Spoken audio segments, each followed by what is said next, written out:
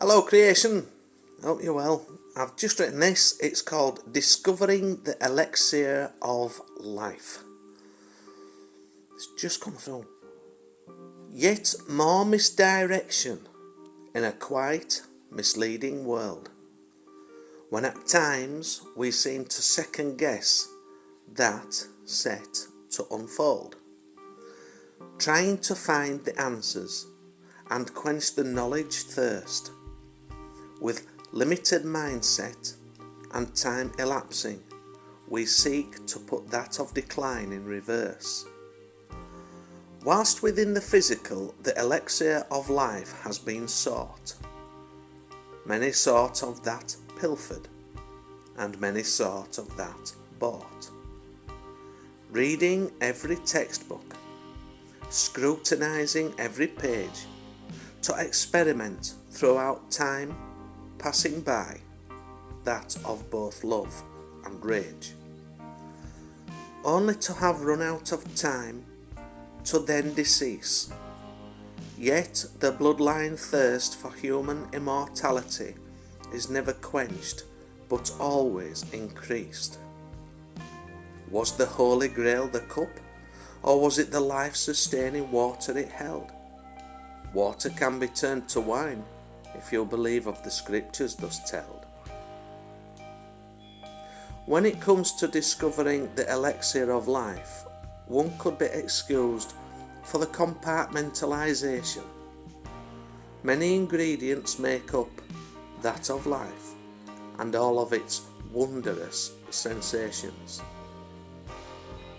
To breathe, to drink, to eat, to feel, each in turn described as real.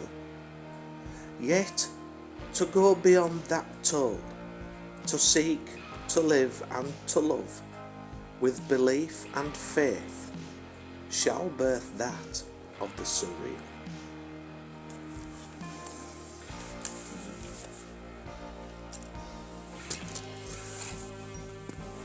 Conundrums and quandaries. No quarries. What do I need quarry? Come out of there. It's dangerous. Don't go into a quarry. Do you know, actually, years ago, there was a quarry.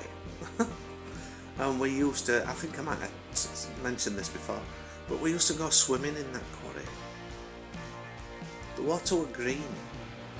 It was right at the side of a lead smelting factory, and the guy who swept the yard used to tip his acid and all that sort of stuff in. We used to go swimming in it. Believe that. Bonkers, it when you look back. That's mad. But my then mate, I mean, we're still mates, I just don't see him. We don't see each other anymore. It's one of them where you can see each other after years and it's as if you've never been away, you know. It's one of them sort of connections, really, friendships. Anyway, there was down one particular side of it, the very dangerous side, was a lot of shale, a lot of very loose shale, and my mate's brother couldn't swim, and he'd walked around the bottom because he was following his brother, my mate. And as they start coming up this shale, my mate makes it to the top, and his brother, all the shale starts to give way, and he was scrambling and getting closer and closer to the bottom. He screamed for his brother, and his brother were down there in no time at all. I honestly believe he saved his life on that occasion, because he couldn't swim. And had he gone into that, I've never seen his brother move so quick, you know. He really did save him. But do you know the irony of it all is, I don't doubt he loved his brother. They loved each other, you know, obviously. But he did used to pick on the younger one. The older one used to pick on the younger one, and I used to feel sorry for him sometimes. But yeah, Yeah, saved his life that day. Imagine. You see, I didn't even realise we would be talking about anything like this. It's just what crops up in it. We're not having a chit chat, are we? But when you look back, at sort of experiences in life, and you think sometimes that's bonkers. That's crazy. You know, how when you look back at some of the experience, when I look back at some of my experience, and I really do wonder how, you know, I didn't end up being deceased, to be fair. Some of it was just crikey. Yeah. So, but that's why life is precious, isn't it?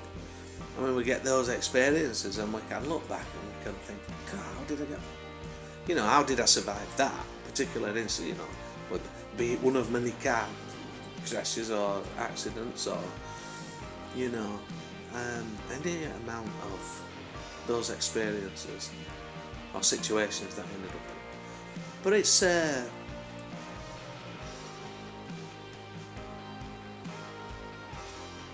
it fills me full of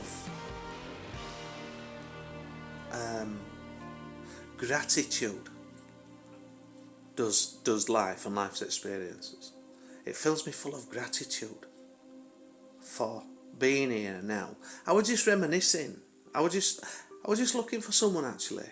There were three lads. I used to play football with one of them.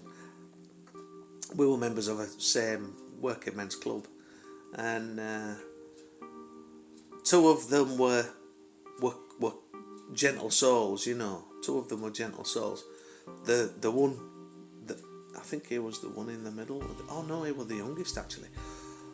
He was a warrior. Yeah, he was. Also, it could be a bit lope-de-lope. You know. I mean, we all can be, can't we, sometimes, but I remember there was a long hill where that lead smelting factory was, where we used to work, was a long hill right down to a crossroads, and at the crossroads was still is a big pub called the Halfway House. And I was in the back of, I don't even know if I've mentioned this before, but I was in the back of his, he had a Ford Escort. I can't remember what mark it was, whether it was Mark 1 or 2, I can't remember. But anyway, so, and this were the days before the seatbelts, and I was sat in the back, and he was driving, and we get going down this hill, and before we know it, he's doing 70, 80 miles an hour. And he said, we're going for it. I said, well, you can go in for what? He said, we're going straight across.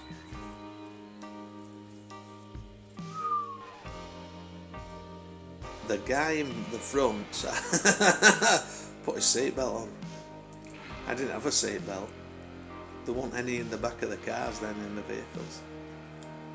He must have crossed that crossroads there, which was a busy road. And that was when I realised that I did not have my life in my own hands at that time. That was only through the grace of God that we weren't killed, or killed anybody else. And I think we were, I don't know, we would have been 17, maybe 17 years old. He was a bit older. But I felt a little bit of fear on that occasion, more than a little bit, because I honestly thought that was it. I thought we were going to die. I thought we all were. Anyway, I never got back at that bloody car with him again. Right, that's it for now. I shall write another and have another little chit chat with you. Oh, whenever. Alright, take care.